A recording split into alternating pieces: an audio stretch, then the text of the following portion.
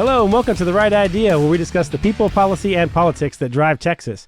I'm your host, Brian Phillips. I'm the Chief Communications Officer at the Texas Public Policy Foundation, and as always, my co-host with me, our Vice President of Policy, Derek Cohen. Derek, are we surviving session? How's it going? Can't complain. Surviving, the end is in sight, and hopefully we'll have a lot more to report on here shortly. The end of the beginning, really, because... don't put that evil out there. Yeah, no, I don't want to say anything. Use the special session language. But we'll probably get to that at some point. It seems like a pretty relaxed, I don't want to say relaxed week, but there's no huge fires that are going on. So we'll talk a little bit about several issues to get to. The first one I want to get to is, a lot of talk about vacation plans this week between the speaker and the lieutenant governor. There was quite the back and forth with them on Twitter.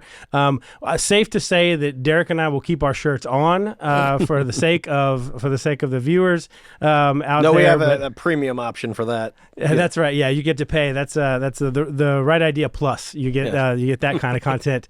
But it was fun. I mean, they're obviously there's a very serious issue of property tax that they're talking about, but at least they showed a little bit of sense of humor with the back and forth. Yeah, no, I'm one of the ones where I think we're all kind of like, Is this funny? Should I laugh yet? Yeah, nervous, a bit of a nervous laughter, obviously, because I think I can't remember who said it on the interwebs, but they basically said it's kind of ironic that this is the crux of the joke when the taxpayers are drowning. I didn't say they would all be golden. But I mean it's a good observation though, because obviously all of the big three have identified property taxes as a major issue. And for that to be a stumbling block in, serving the people of the state would be, I think, charitably put as a missed opportunity. Right, exactly. Okay, so that we had a little bit of fun with that, but we do have a packed show today that we'll get to, kind of a rundown. Biden runs it back, baby. Biden's coming back. Apparently, he had a big announcement this week that we probably, a lot of us missed. Didn't even know it was happening until, I think, Monday when I saw some sort of announcement about the announcement. But we'll talk about that and whether or not that's a good thing for the Democrats. Texas House moved to help parents this week, protecting kids online. The school funding bill. So we'll talk a little bit about that, nerd out about school funding. That's interesting stuff, wild and wacky stuff. Come for the basic allotment, stay for the cost adjustment. The Senate moves to block Trans Incorporated. So we'll talk about, but the Senate is doing well, anyway, we'll get into it then. We'll talk a little bit about Congress. The Republicans in Congress actually had a big win. At least the House Republicans did this week. So we'll talk some about that. And then there's been discussion about, is the Texas Legislature hiding? Are they hiding from the voters? There was an article this week in the Dallas Morning News that I think Derek's got some opinions on. So we'll hit some of that. Hopefully we'll get that done in about 30 or 40 minutes. But first, as always, Derek's Legeland update. Let's talk about what the ins and outs of what's going on at the Capitol. Well, I think that, when we started this particular segment, it was more, handpicking, X happened, Y happened, Z happened. But we're getting to the point where, there's 10 stories on the floor a day. And so what I kind of informed our folk of is that we're kind of getting into that transition point where, the committee hearing process is a little more pro forma, and the floor debate tends to be where all the action is, not just for viewing, if you watch this for entertainment for some reason, but that tends to be where a lot of the discussion is being had, a lot of the theatrics are being engaged in. I will say there's a lot of nerds out there, because there's not one or two, but 3 C-SPANs. So that tells you a lot about how many nerds are out there. Now, Texas doesn't quite yet have a C-SPAN where you can just go and watch the Texas Ledge all the time. Well, maybe we can do that here. We can do like Austin Journal or something where, we have different lines. People call in depending on their party affiliation. So, oh, goodness. Yeah, I was about to say, I can wait for Greg just kicking that door and say, you guys are both done. So that'll be our project after session. Yeah, we'll do that after session. We'll get to it in 25. So... that being said, so all that to say is the floor tends to be where if you're looking at these, supplemental calendars, like say in the House, we're getting on to, a dozen pages, if not more. So we're tending to see the floor session going later in the day. And then again, we're going to talk a little bit about the Texas Legislature hiding. Right. But you see the floor session going on later into the day, and into the evening. And that is kind of the demarcation of where we go. Whereas the hearings, most of the bills that are going to be heard from here on out have already been voted out of the opposite chamber. So you're not really going to see a complete rehash of that. Some bills you will, but not everyone is going to get the I would say the fanfare that it did in the Chamber of Origination. And as somebody, I mean, I've only been through 3 or 4 sessions now, state sessions. I started my career in Congress and know way more about that. But so I'm learning constantly about the ins and outs of how this thing works. And one of the things that right now we're kind of getting into, which I find fascinating, is really the chess game between the House and the Senate in terms of which bills that they take up, which Senate bills the House side takes up, which House bills the Senate side takes up. And there is a little bit of gamesmanship going on to make sure that each chamber's priorities pass, and we're kind of getting into that right now. Are you seeing more of that as we get into kind of the urgency of the end of regular session? Yeah, and I think it does bear mentioning that what we're seeing on the Senate side, you tend to see things that have been flagged as priorities for the Speaker that have been sent over and they're still awaiting referral. And I think that is part of the horse trading that you're speaking of. Again, we still have over a month to go. Obviously, we are coming up on certain drop dead deadlines that, absent, say, 4/5 the vote of a body to suspend the rules, need to be adhered to. But that being said, again, there's still plenty of time. Things that are now, using the Schrodinger's cat analogy, that are we open the box and that are dead, probably were the things that weren't really moving in the first place at this point. Whereas the approaching deadline is just the full realization of the superposition of that bill, to keep it again with the nerdy parlance. Okay, all right. So that's the Legeland update. Let's get to some top topics. Nothing really jumped out, I think, this week in terms of issues on the floor or big, huge debates. We can talk a little bit about that. Maybe some stuff that's under the radar that you want to highlight. But I think that we have to spend at least a little bit of time on the President Biden's announcement that he is going to be running for re-election. A lot of hot takes over the last 48 hours in terms of what that means, both good and bad for the president. Did anything about the announcement strike you as, giving the president any kind of momentum going into next year? We were talking about movies before we kicked off today, and I assume you've seen Groundhog Day. So, all I can say is, after that announcement, I just heard Sonny and Cher in the background waking up as the clock flips over to 6 a.m. But yeah, I don't think it's any secret that, a lot of folks who work here, aren't the biggest fan of this current administration, not least of, not because of policy disagreement, which we have with every administration to varying degrees, but because this administration doesn't even engage in the pretense of lawmaking. It basically, whereas Obama said pen and a phone, he still, used a pen and a phone. This one seems to use that as a matter of first resort. So the promise of 4 more years of that is harrowing, to say the least. And the only thing that would stop that would be a credible opponent coming from the other major party. And just the way things are shaping up there, I'm not sure that we're seeing much of that going on either. I would, I don't think it's just the people in this building or the people in this state that don't favor this administration. I mean, I looked at their most recent polls on favorability. I mean, he has a 39% favorability. I mean, that is incredibly low. That's not the lowest he's ever been. He's been down to 37, 36, but he's right there. He's announcing his reelect right at a moment when he has his lowest favorability, the 54% unfavorable. Which again is incredibly high. Maybe that's why he had this didn't have a big event. He didn't have a speech. He didn't have a rah-rah to kick off, because that's usually one of those inflection points where the media will give you a lot of attention. Now, he's the president. He can command attention all the time. But this is one of those moments where you can have a thing, and instead he put out like a 2-minute video.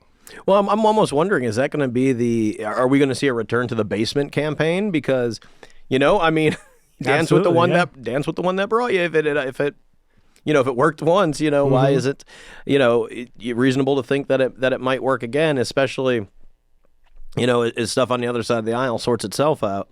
There really hasn't been a coherent vision offered for the national GOP, and because this is, and I know this is veering off topic, but when this is one of the problems that you have when so much of a policy and platform discussion is wrapped up with an individual, is that it doesn't actually focus on the what it is that you're selling. You're selling a person, and that tends to be a bad place to be in electorally, where somebody then might have the luxury of reiterating a basement campaign. Yeah, and that, I mean, that maybe strategically the Democrats think that that's the best thing, because obviously Biden is getting up there in age, and he's not the not to be an ageist or anything, just putting it out there that it's a fact. And he's just not the best on the stump. He's not the best at giving a canned speech, much less actually being on the stump, shaking hands and answering questions off the cuff. I will say, we'll get to more text Lege stuff related here quickly, but we'll say one of the interesting things was in 2016,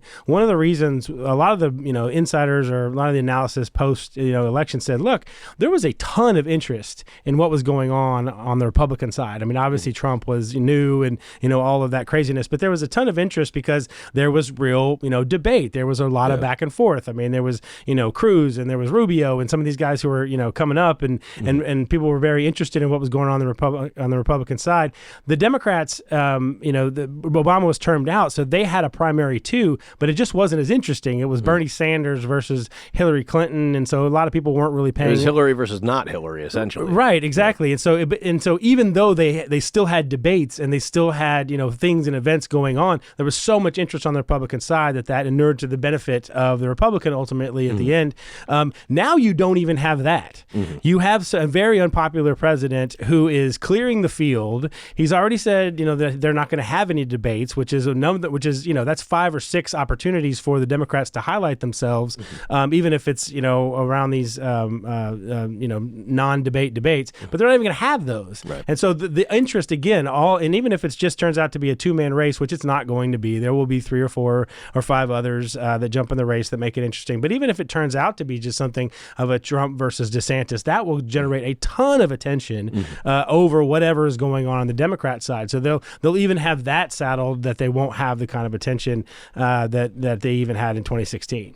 I would be hard pressed to think that even so obviously you can, especially when you are the titular head of a party, you can say, yeah, we're not doing debates. Of course, there are people that have already declared for that particular primary. Marianne Williamson, hardest hit. Yeah, or one of the many of the Kennedy clan. Right. But that being said, is that luxury is not going to extend to a general election. And I mean, you can always say, I'm not going to get in a debate in the general election, and that is historically, that does not redound well to the individual who did that, especially when there are a lot of questions that are being legitimately raised about capacity. And I think that that's something that they're going to need to address. And even set up a tomato can and just have them, wipe them out. But if you're not actually engaging in that, you're not actually showing, the capacity to do that. People's minds are going to run wild. And you needn't look very far to find out where they're arriving. Put up the old poster board of the president and say, now over to you, Mr. President. Now you answer the question. Absolutely, that or an empty chair. Probably give the same kind of answer. All right. But moving on, let's get back to Texas, yes. where things actually matter and the policy is much better. Some good news this week on the floor. There was one of the speaker's priority bills is HB 18, which was the online kids safety bill. So a lot of good news for parents here in this bill, and one thing I want to highlight is that it got 125 votes in support of. So there's some bipartisanship going on here. I mean, despite all of the back and forth that we see and all the consternation between Republicans and Democrats, here Republicans and Democrats came together to pass what I think, and the reason why I'm highlighting this is because this is a very substantive bill. I mean, there's some real, there's some real teeth in what these what companies online now. This isn't just social media. I want to point out and make sure a lot of people think that this is just about social media and Facebook and Twitter. It's not. If you have a site online, and sort of the idea is if you're asking people to create an account in order to use your website, whether you're a newspaper organization or you're some department store or whatever it is, if you have to create some kind of account, that's when it sort of triggers these parental controls that if there's going to be people who are under 18 using your website and creating these accounts, that's where parents get involved. And so it has a lot of teeth. And so what do you make of the bipartisan coming together? There was real debate on the floor. There's 20 people that voted against it. So there was significant debate. But what do you think about being able to highlight bipartisanship in the Texas Capitol, at least in the House side? Yeah, and this is one I think we might have discussed this prior when it was in committee. That there seemed to be a subset of motivated reasoning poking holes in the bill. And that's not to cast aspersions on all the no votes, but I do think that a lot of those folks started from a place where, let's just say started from a place originating off, maybe TechNet's talking sheet.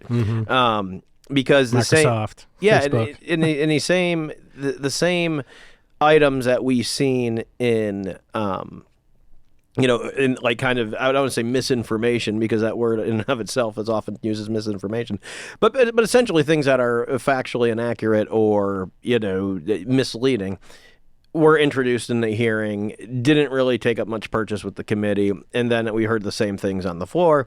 And, obviously these companies are, very big, very involved. And any sort of change in the status quo, can be costly because, A, you have to rethink certain business models. You have to readjust terms of service, to say the very least, with this. For sure. And so there tends to be a reaction against doing anything in that space. But luckily, I think that Representative Slauson and other folks, I know Representative Patterson was very vocal in his support of this as well, really got out there and made a good affirmative case for this bill. And I think that, there some of the I've seen some really, really bad takes out there, like, oh, this is empowering bureaucrats and stuff. And the only time it involves anybody from the government is if the Attorney General has to get involved in a deceptive trade practice. The alternative of that would be basically allowing individual suits against these social media companies, which that would lead to some frivolous action very quickly. And I just think that it's past time. I mean, we're conservatives, we're free marketers. We obviously want companies to do right by their customers, and if they're not, the customers have a lot of power to go somewhere else.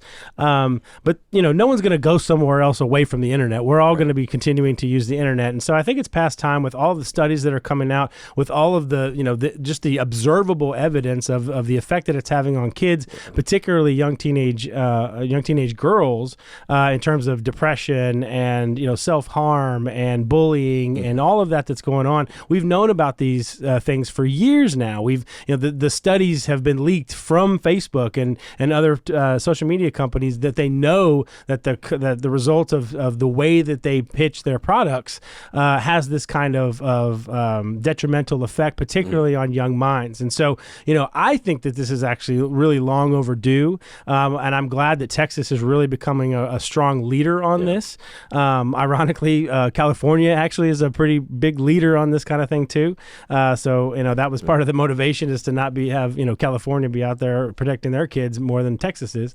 But nevertheless, I think this is getting the conversation started, and ultimately whatever ends up getting passed and getting sent to the governor's desk, at least right now the focus is letting parents have these controls. This is not banning. We're not banning kids from being able to use these websites or to be able to use social media. Parental and all that. empowerment. We're giving the tools to parents so that they have a fighting chance against these supercomputers that are causing a lot of harm to kids. Yeah, and I mean the only real pushback that you see is kind of this arch libertarian view of it, where if that's going to be our starting point, I'm looking forward to the bill that gets rid of road lines, because that's growing government by having them tell you what lanes you can drive which lane to drive in, or which exits to take. Okay, so and then just real quickly, doesn't it feel like there's going to be a lot of opposition to this kind of thing in the Senate? But any prospects over there?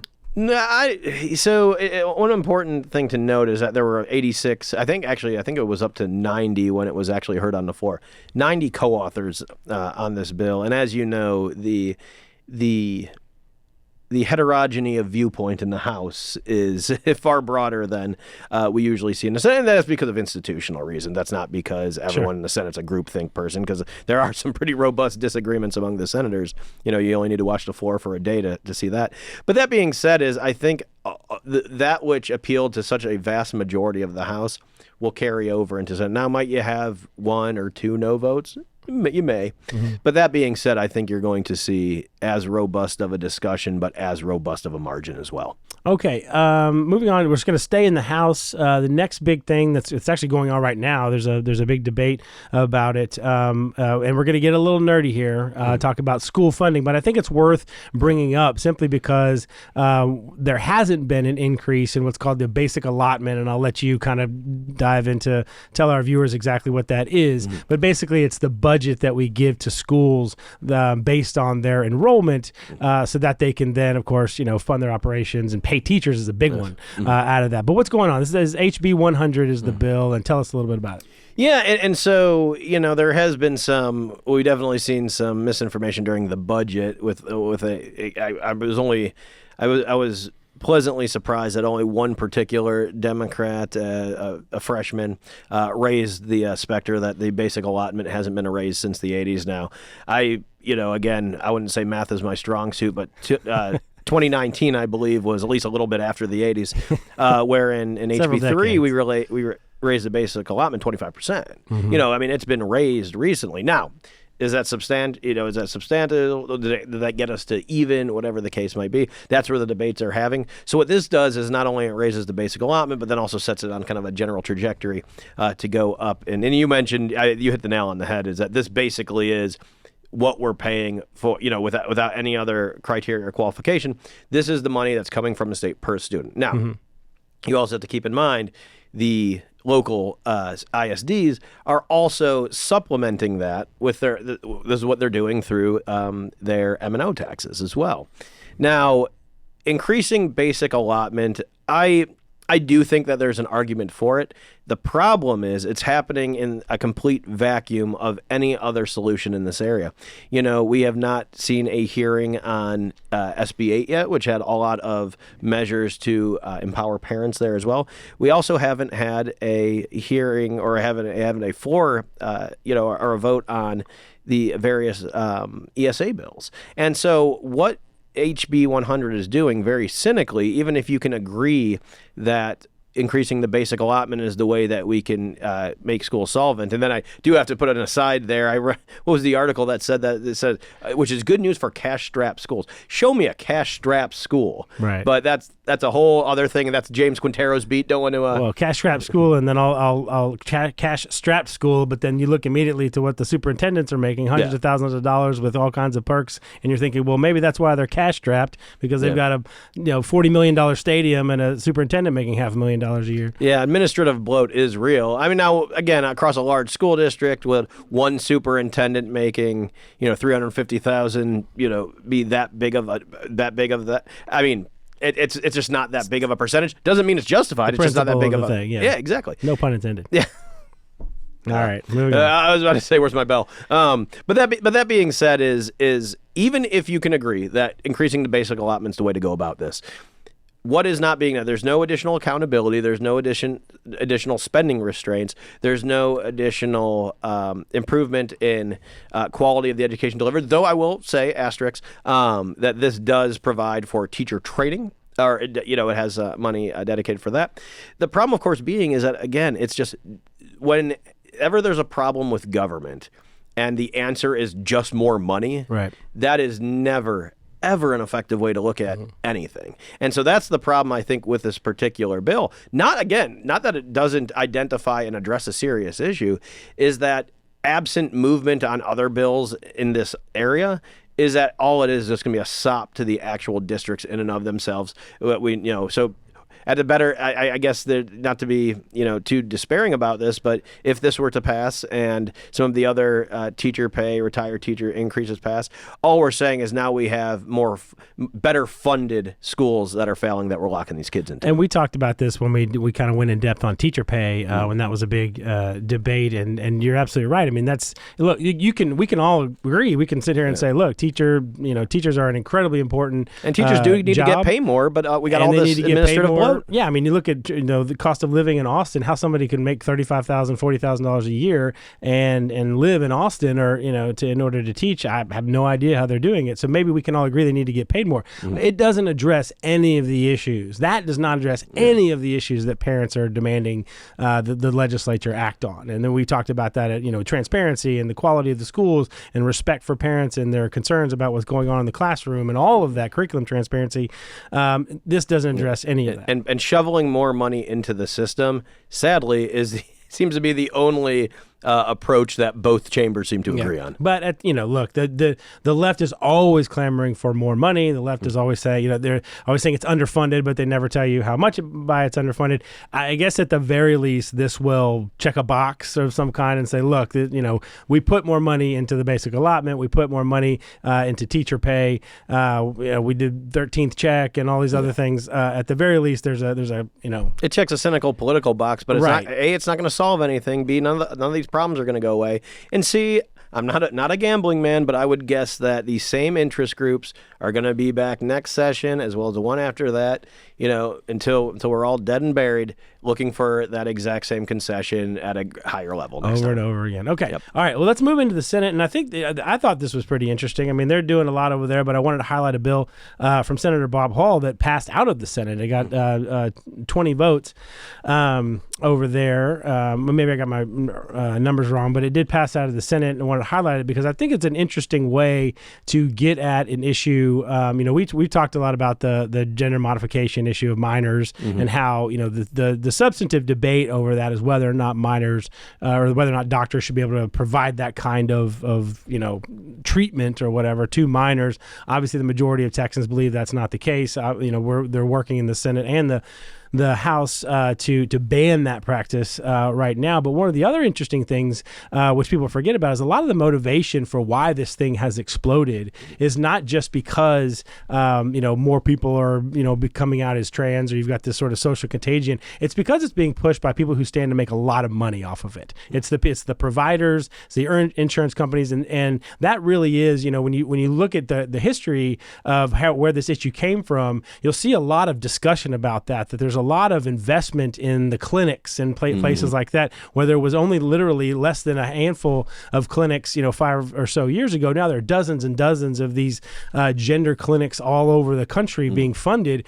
because and the bottom line is that once someone goes through this transition and once someone goes through a gender modification, they become a patient for the rest of their life. And so that is obviously very lucrative to people who are providing that service and the holy grail really would be for states to then allow insurance companies to cover those procedures for the providers. And so Senator Bob Hall has a bill that just ends it, that just blocks it, and says right now, if somebody goes through a transition, obviously we would be an adult, but if they go through the transition, that the provider and the insurance company are on the hook for paying for that person's health care for the rest of their life. So there's no way that, at least the idea would be that the doctors and the insurance companies and others can't profit off of basically, doing this to somebody and then forcing them, and then of course they'll have to get medical care literally for the rest of their life,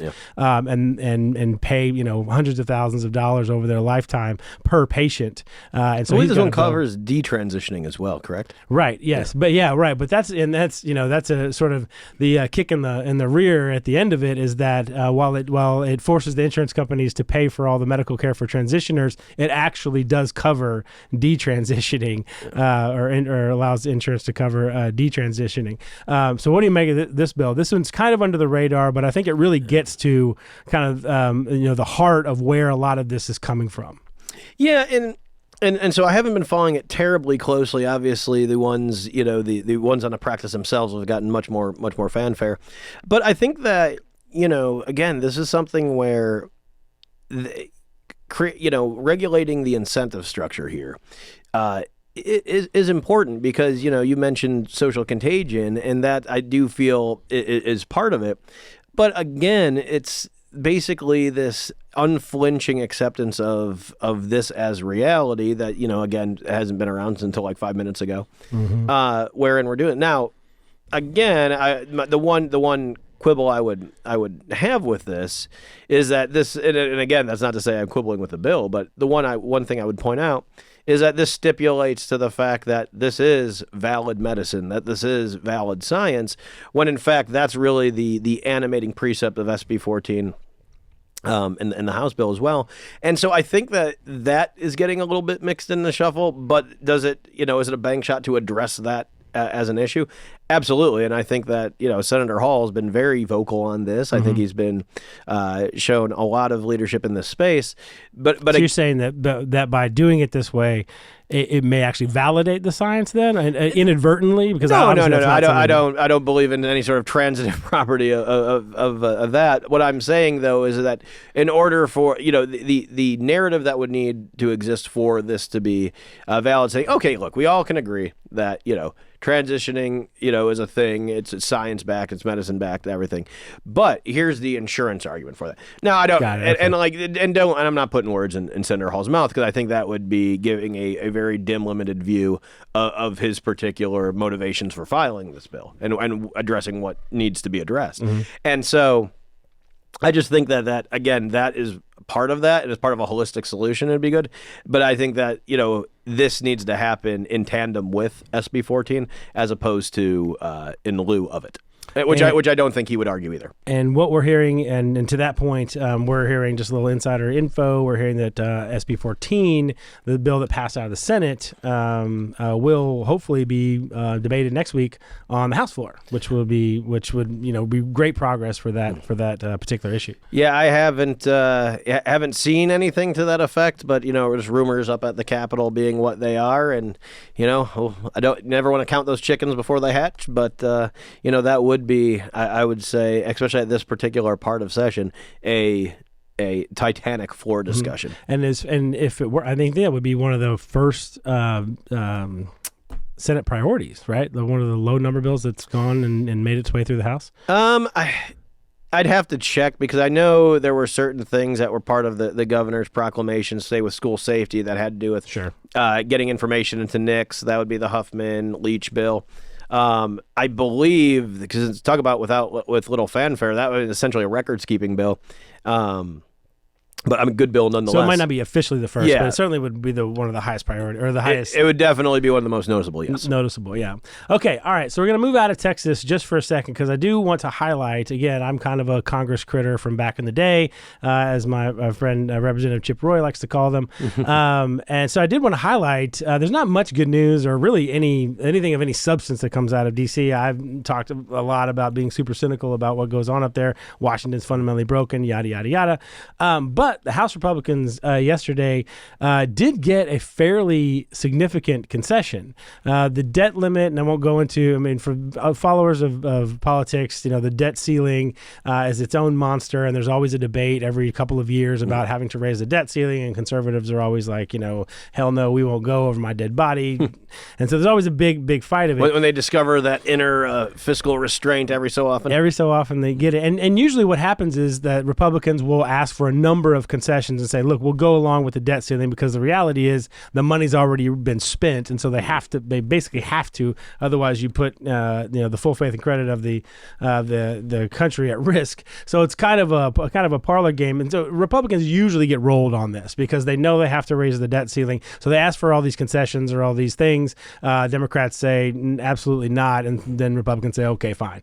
That didn't happen this time, so that's why I wanted to highlight it. Republicans actually got some concessions. They got cuts. I have to go into the details of what the spending cuts are, because a lot of times it's we reduce the rate of increase and blah blah blah, which is not a real cut. But they did get some concessions on rolling back the student loan forgiveness, which of course became a huge issue last year, and Republicans were completely and totally opposed to it. They also got a lot of the COVID money that hasn't been spent by the federal government. By the states. They've just been sitting on all this cash from COVID.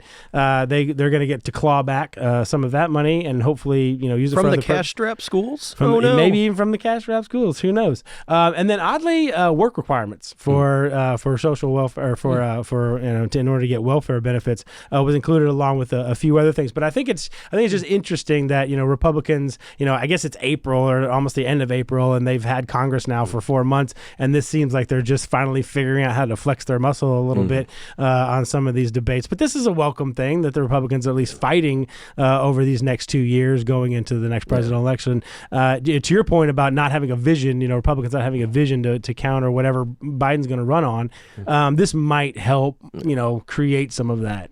Yeah, and I don't want to poo-poo, good work in that in the fiscal space, even though much remains to be done.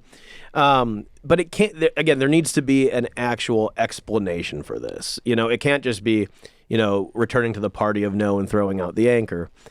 Which again, there are things that you need to say no to and things that need to have the anchor thrown out on. But there needs to be an articulable vision. We need something, or when I say we, I mean the American people, need to have something portrayed as a cohesive, coherent idea. And most people are not going to agree that on 100% of that idea. But again, if you have an 80% vision on what it is that the federal government should be doing, and look, I don't even think there's any intra-party agreement on that on either side, on what is the size, scope, and role of the federal government. And if we at least have something to get that discussion started on, that is far, far better than just saying, oh, we're spending in this area or that area. I don't like it. We have too many aircraft carriers. I don't like, all that stuff. So student debt, unspent money, and work requirements for welfare recipients, you don't think that's a cohesive... Just kidding. That's probably not the agenda that Donald Trump and Ron DeSantis are going to run on. But I guess it's something. And not to be too cynical, but it's also peanuts. Right. Exactly. Yeah. And I'm sure there was more in that, but that was literally the stuff that rose to the top in terms of. But I think at the very least it shows that the party that represents conservatives to some degree is at least trying to fight back over these 2 years and is not doing what a lot of times they've done in the past. Which That's is fair. Just sit on their hands and say, let the Democratic president, Barack Obama at the time, let him, try to convince the American people to give him 4 more years on his own, and we're going to just sit back and watch it burn. I think they with our arms crossed, talking about how this is unconstitutional and not doing anything about it. Exactly. Yeah. So anyway, it'd be interesting to see if there's more of that, to see what else is on the agenda, to see if they, like winning. Of course, this bill, obviously, with the debt ceiling, it's not going to get passed in the Senate, so there's still going to have to be a debate over there about what they ended up doing. But I do think at least it's good to highlight briefly. Okay. All right, moving on to the kind of our in-depth session where we kind of get out of our comfort zone a little bit on some things. Wanted to highlight, there was an article in the Dallas Morning News, and this is something I've wanted to talk about on the show for a while because it's just so strange to me, like how the process works in Texas. I don't know if other states do it this way as well, but there's no process like the way that they do it in Texas in Congress, right? In terms of letting the public come and speak for hours on end about a particular issue or about a particular bill. There's no process like that at all in Congress, and so it's very foreign to a lot of people. Well, that's why they have to call in the C-SPAN. Yeah, right, exactly. That's where we do all of our all the crazy antics and dress up like Dracula and do all that. But there is there was criticism this week from Dallas Morning News, and we won't go into necessarily all of their arguments. But I'm curious what your thoughts are on this idea that the Texas Legislature is hiding from the public, or that they are scheduling committee hearings. They're starting the committee hearings at 9 a.m. but don't ever get to the to actually talk about the big issue of the day until literally 10 to 12 hours later. These poor people have to come up because they want to testify, and they sit around all day. By the way, a lot of our experts are some of those poor people that have to sit up there for 10, 12 hours before they're able to testify. But just in terms of the process, like, is there any defense of this 12, 14, 16-hour days? I mean, is there more to understand about why the process works that way? Absolutely. And reading that, it was a master class in in narrative construction because it basically suggested that the legislature's ducking, public accountability.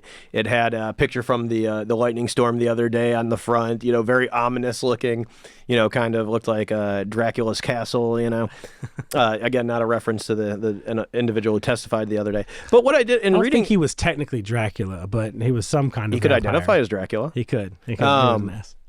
But what having read the article, my first thought is, even though I know these folks watch the legislature, they have no idea what they're talking about, and the fact that it was confirmed, or that this narrative was confirmed by one anonymous source, again, just shows there's absolutely no substance there. So they were arguing that, because these hearings kick off and then they, might hear a couple bills go to the floor and then resume, going late into the night, that there's some way trying to avoid having to hear from, I believe specifically they highlighted the Uvalde families. Mm-hmm. And another thing is all victims are not a monolith. So maybe we should probably stop that particular narrative as well, but also with some of the trans bills, that stuff as well. So why don't these? Why don't they have the committee hearings at 2 p.m. and have it out right in the middle of everything? Because they're on the floor at 2 p.m. having it out there. They're actually doing their job, debating with other members about the bills. Yeah, and so here's where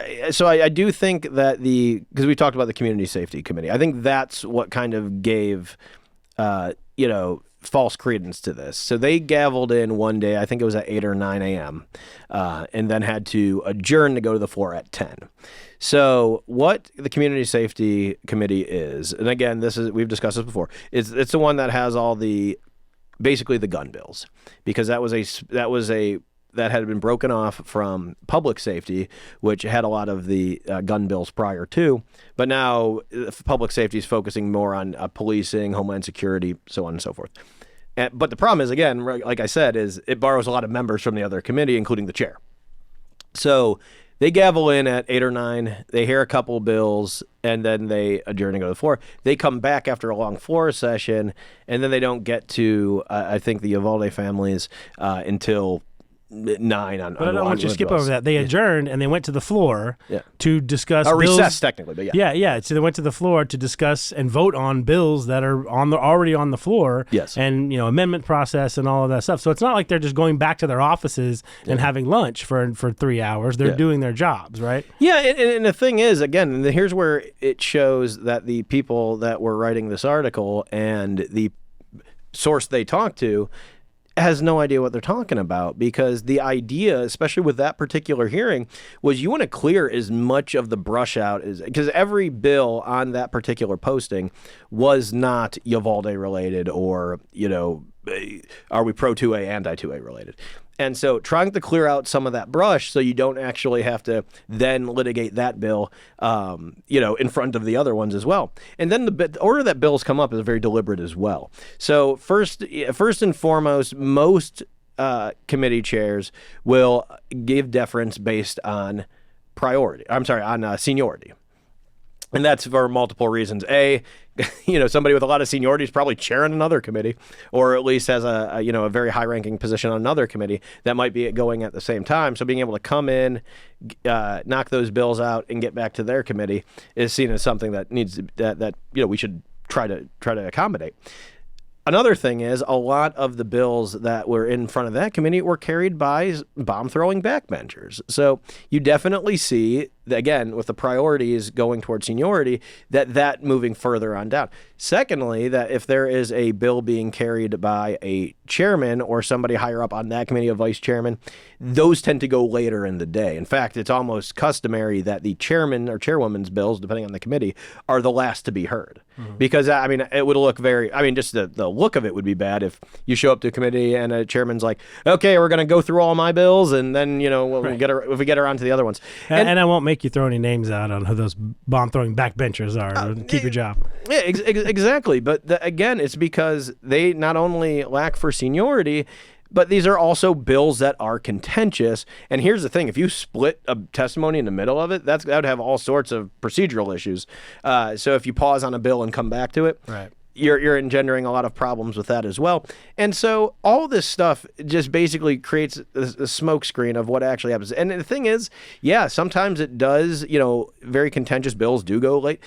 But I can tell you, like, non-contentious bills. I can tell you a story from last session. I was in Crimger till 7:30 a.m. I ended up leaving with a new day sun above my head than the sun that I had went in on the day before. And because they were debating marijuana bills and how many ounces of marijuana makes a Class B, I can tell you it was actually at 4:20 in the morning when these bills were being discussed.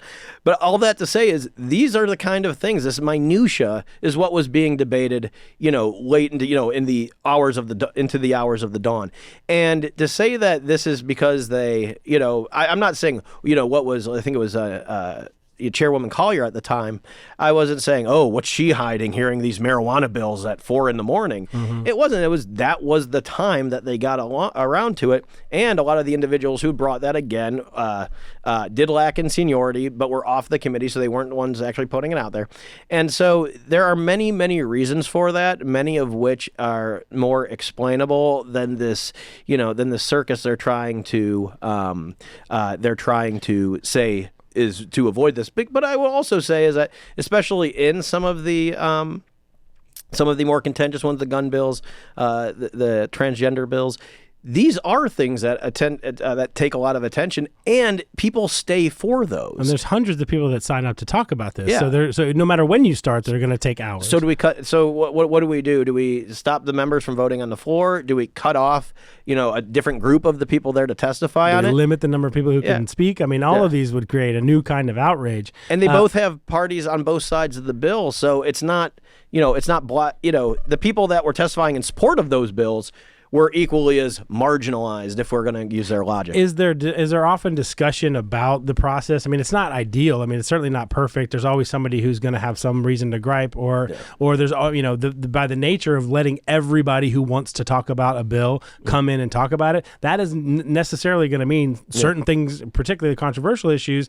and the ones that all the media is going to be covering, are going to take forever, are going to take a long time. How often? Well, the alternative is nobody gets to talk about it. Well, and that's kind of where I'm going with this is, how often are there discussions at the Capitol, maybe amongst leadership or others, about the process, about changing the process so that, one side can, is there a way to get it so that, look, one side feels very passionate about, or both sides feel very passionate about a particular issue, having certain number of people who can come in and make those points and have those debates, back and forth with the members without having, 300 people come in and say exactly the same thing. That's kind of what it feels like. It's mucking up the process. How often do people talk about changing the process to make it more efficient, I guess? You don't see it that often because to be honest with you, I'm not sure there's many actionable ideas that exist that would improve things beyond what is happening now. I can tell you, though, you need to look no further than the first special of last year. So this was, remember, Speaker Phelan created a constitutional rights and remedies committee that dealt with things like the bail issue, dealt with things like the voting bill. And they had those two bills were set for a Saturday. Two bills set for a Saturday. That hearing took over 24 hours. Two bills. Because everyone was able to go and it's a Saturday. I mean, he probably did it on purpose so that more people could come and express their opinions. Now on that Monday, certain House Democrats then again abdicated their responsibility and flew off to Washington afterwards, thereby rendering that entire debate useless because that happened in the first special that expired, 29 days later. Right, and so 24 hours to discuss two bills. Yeah, exactly. And look, I'm not saying that is a bad thing, but I'm just saying that illustrates the issue that they're doing. And also the Democrats that are on that committee were deliberately basically chubbing the committee to go 24 hours. I mean, I was there as the first invited witness on the bail bill. I didn't go until 4 hours after they gavelled in. And we will explain what chubbing is on the next episode of the Sadly, it'll probably be topical about that point. All right. Well, we'll have to leave it there. We're out of time. This was a great discussion, and this is something I've wanted to talk about for a long time just because it just, the fact that it's so inefficient, and I realize that everybody needs to be able to have their say, but there's got to be a better process where everybody can have their say, but we can also get to the point where, members are actually debating these bills and all of that. Well, members do talk a lot in these hearings, as opposed to listening. They don't just have 2 minutes to talk? Oh, your lips to God's ears, brother. All right. So this is another fun episode of The Right Idea. We really, really appreciate all of you who are giving us good feedback every week, who are watching and listening. We're getting a lot of good constructive criticism and trying to make this a fun product for everybody each week. So we really do appreciate those of you who are listening, those of you who are watching, and we will see you next time. As always, do good and risk the consequences. We'll see you next time.